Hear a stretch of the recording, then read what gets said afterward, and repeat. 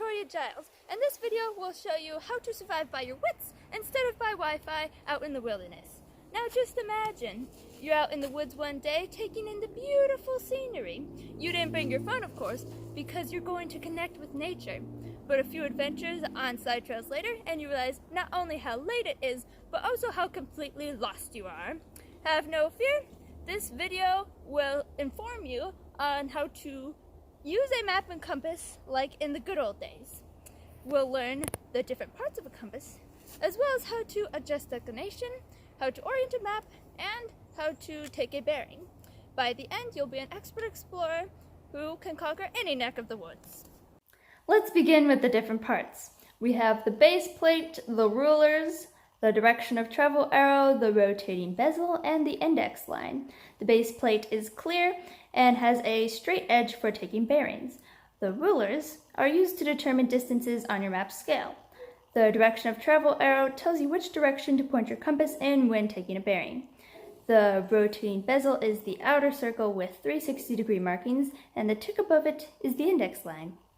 Then we have the needle, the orienting arrow, and the orienting lines. The magnetic needle is usually red and points to the magnetic northern pole.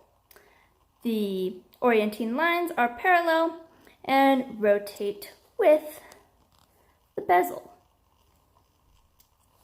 When you align these with the north-south lines on a map, you also align your orienting arrow with north.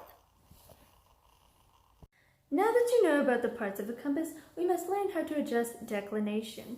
As you probably know, true north will always be at the top of a globe or a map. The needle of a compass, however, will point towards Earth's magnetic field, which is known as magnetic north. Declination is the distance between true north and magnetic north. Most maps will have a diagram that tells you which way to adjust your compass. There will be an angle between true north and magnetic north. If we are in Anchorage, the magnetic north line would be 15 degrees to the right. We would then adjust the compass 15 degrees east. To adjust declination, you must turn over your compass and find the declination adjustment screw. Then insert the key connected to the compass lanyard. Turn the key until the declination indicator is the correct number of degrees east or west of 0. Now that we've adjusted declination, we can orient the map. First, we're going to place the compass on the map with the direction of travel arrow pointing toward the top. Then, we will rotate the bezel so that N is lined up with the direction of travel arrow.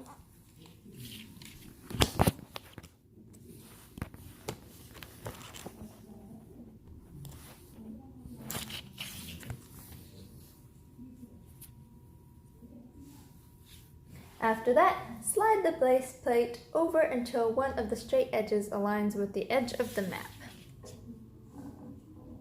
While holding the map and compass steady, rotate your body until the end of the needle is on top of the orienting arrow.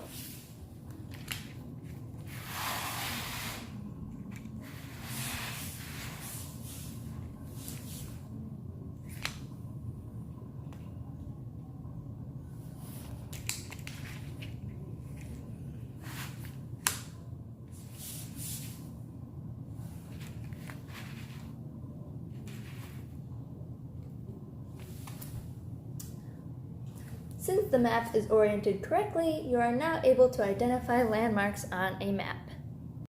To identify landmarks, we must first take a bearing, which just means we can figure out what direction we're heading in. We will begin by setting our compass on the map. Line up the edge of the base plate between your current position and the destination you want to travel to.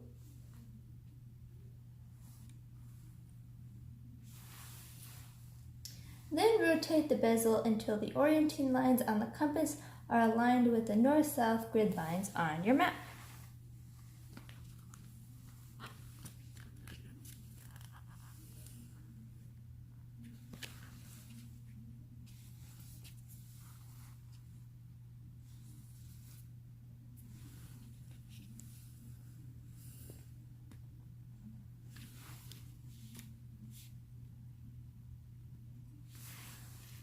look at the index line to read your bearing.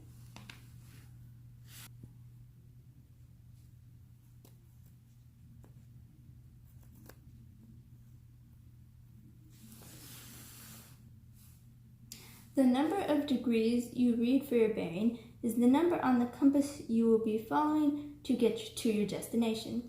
To do this, hold the compass with the direction of travel arrow pointing away from you. Rotate your body until the magnetized needle aligns with the orienting arrow. The direction of travel arrow should now be facing the bearing you've captured, and you can follow it to your destination. You should now know how to identify parts of the compass, how to adjust declination, how to orient the map, and how to take a bearing. As an expert explorer of the wilderness, finding your next destination should be a piece of cake.